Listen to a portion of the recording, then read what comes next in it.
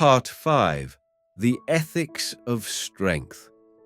To become stronger through suffering is not, Nietzsche would insist, a moral act. Strength, for him, is not inherently good. It is beyond good and evil. This is one of the most uncomfortable aspects of his thought. Strength is dangerous. It can create beauty or tyranny. It can heal or dominate. And yet Nietzsche returns to it again and again, because it is real, because it is raw, because it resists illusion. This complicates the aphorism. What does not kill me makes me stronger. We cannot read it merely as encouragement. It is also a warning. Power and the will.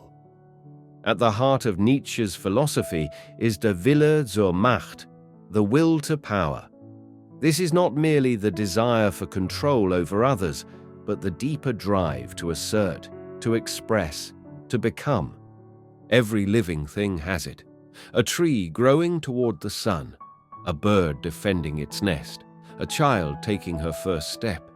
It is the movement of life itself, toward expansion, toward form, toward self-overcoming. When we suffer, that will is tested. Will we shrink? Will we collapse? Or will we push forward, deeper, truer? The will to power is not about domination. It is about transformation. But here is the tension. If strength is immoral, what restrains it? This is the ethical question Nietzsche leaves us with. Not a simple answer, but a challenge. He does not prescribe goodness. He demands authenticity. He asks, what are you willing to become? Are you willing to pay the price of growth? Are you willing to own the darkness that made you? Are you willing to carry your strength with dignity? Choosing to grow.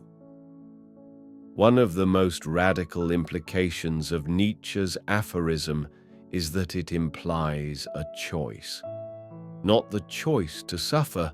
Suffering often finds us without permission, but the choice of what we do with our suffering.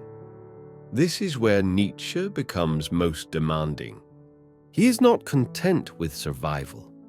He wants us to create value from our pain. He wants us to become artists of existence, to shape experience into form, to transmute chaos into character.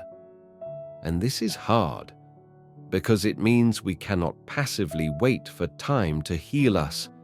It means healing is not a return, but a becoming.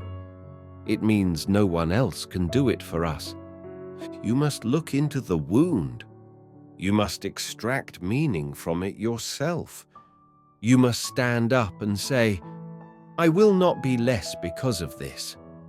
That is Nietzsche's ideal, not the unbroken one, but the one who has been broken and forged anew.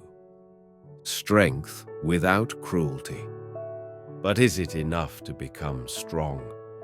What if that strength turns cold, turns cruel? This is a question Nietzsche's critics often raise, and for good reason. After all, history is littered with those who believed their suffering gave them the right to dominate others. Empires, revolutions, ideologies born in blood, all justifying themselves through narratives of past injustice. Nietzsche knew this danger. He saw it in resentment, the turning of pain into moral superiority, the transformation of the weak into self-righteous avengers. But he also saw the opposite danger, the worship of victimhood, the moral fetishization of suffering, the idea that pain itself confers virtue. Nietzsche rejects both. He wants strength that is creative, not vindictive. He wants strength that rises, not reacts.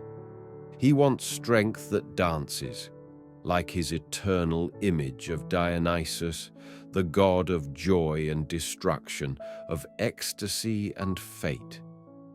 True strength for Nietzsche is not the power to control others, it is the power to become yourself, and to do so without bitterness, without cruelty, without turning your pain into a weapon, the mirror of the modern world. We live in a time that both glorifies and fears strength.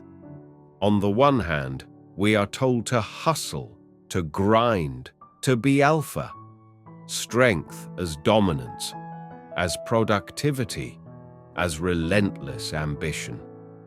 On the other hand, we are told to be vulnerable, to be open, to be soft, strength as authenticity, as empathy, as healing.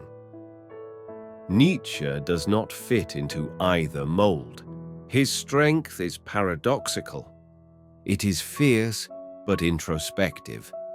It is solitary but world-affirming. It is brutal but also, in a strange way, tender. Because it does not seek applause. It does not seek justification. It seeks only this: to affirm life, to say yes to all of it.